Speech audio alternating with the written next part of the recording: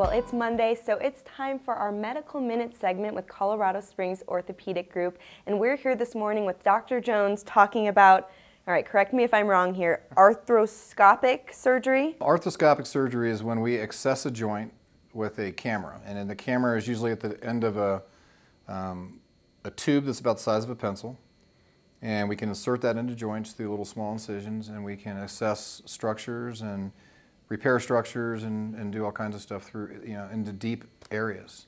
Okay, so is this for all joints, fingers, knees, hips, or is it for specific ones? It's mostly for the bigger joints, shoulder, hip, knee, ankle. There are some places where some surgeons can scope the thumb joint, but you need a really tiny scope to do that. Okay. So it's mostly for just the main joints of our body.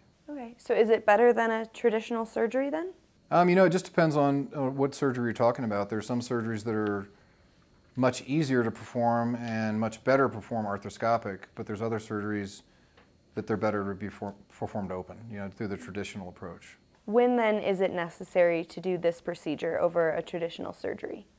The most common things that we do in orthopedics is repair things like rotator cuff tears in the shoulder, ligament tears in the shoulder, meniscus tears in the knee and stuff like that. That's the most common. Okay, so we're talking about the common ways where you do need it, but when is it not appropriate to do this procedure?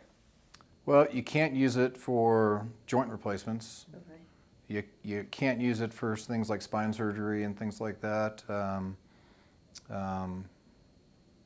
So really more for the peripheral joints, of our skeleton.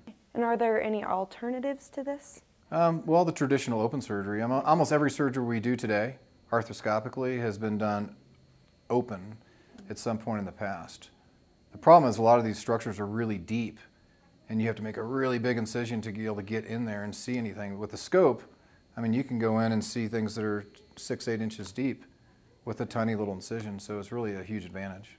All right, Dr. Jones, well, thank you so much for sharing that information with us today. Sure. And for more information, you can go online to csog.net.